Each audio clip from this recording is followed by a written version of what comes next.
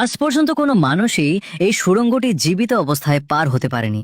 1 পাউন্ডের বেশি ওজনের কোনো কিছু এই মেকানিজমের ওপর পা রাখলেই সেটি সঙ্গে সঙ্গে পিষে ফেলত।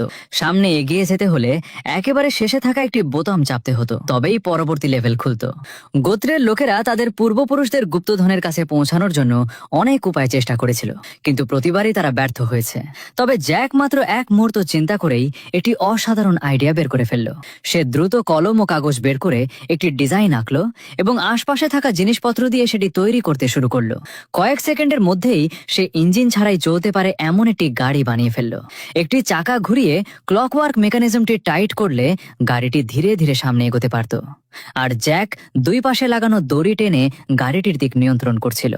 গাড়িটি এবার এমন একটি জায়গার মধ্য দিয়ে যাওয়ার পথে ছিল যেখানে মাধ্যাকর্ষণও যেন কাজ করছিল না, কিন্তু হঠাৎ একটি ঢাল গাড়িটিকে থামিয়ে দিল। সৌভাগ্যবশত ততক্ষণে গাড়িটি প্রায় শেষ প্রান্তে পৌঁছে গিয়েছিল। এরপর গাড়ির নিচে থাকা সাপোর্টগুলো নামিয়ে দেওয়া হলো যাতে গাড়িটি নিজের জায়গায় স্থির থাকে। জ্যাক সঙ্গে সঙ্গে তৃতীয় দড়িটি টানল। বাঁশের দণ্ডটি ওপরে উঠতেই সেটির উচ্চতা ঠিক এতটাই ছিল যে সেটি গিয়ে পুশ বাটন সুইচটি চাপতে পারল।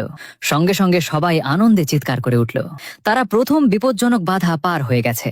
কিন্তু স্টিলের দরজা পেরিয়ে যেতেই তাদের সামনে দেখা দিল মাত্র 10 সেন্টিমিটার চওড়া একটি পাথরের সেতু, আর নিচে ছিল এত গভীর খাদ যে তার শেষ পর্যন্ত দেখা যাচ্ছিল না। জ্যাক সবার আগে এগিয়ে গেল এবং অত্যন্ত সাবধানে সেই সরু সেতুর ওপর পা রাখল।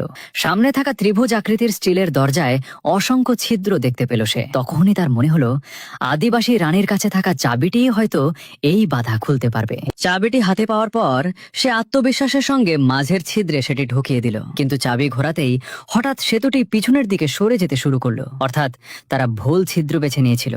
জ্যাক এবার খুব ভালো করে লক্ষ্য করলো প্রতিটি ছিদ্রের ওপর আলাদা আলাদা তারামণ্ডলের চিহ্ন ছিল। তার মনে হলো এই মানুষগুলো সূর্যের পূজা করত, তাই সে চাবিটি সূর্যের চিহ্নযুক্ত ছিদ্রে ঢুকিয়ে দিল। কিন্তু সেতু থামার বদলে আরো দ্রুত পিছিয়ে যেতে শুরু করলো।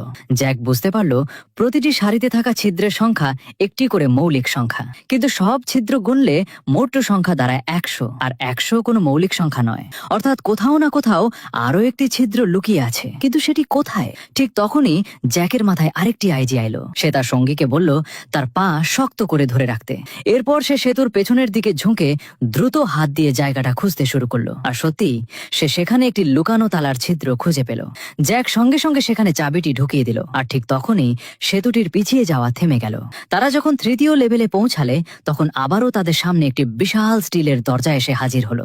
দরজার দুই পাশে ছিল দুটি ত্রিভুজ আকৃতির তালা, কিন্তু তাদের কাছে ছিল মাত্র একটি চাবি। ভুল তালা খুললেই নিশ্চিত মৃত্যু। কি করা উচিত তা কেউই বুঝতে পারছিল না। পরের পার্টের জন্য চ্যানেলটি সাবস্ক্রাইব করুন।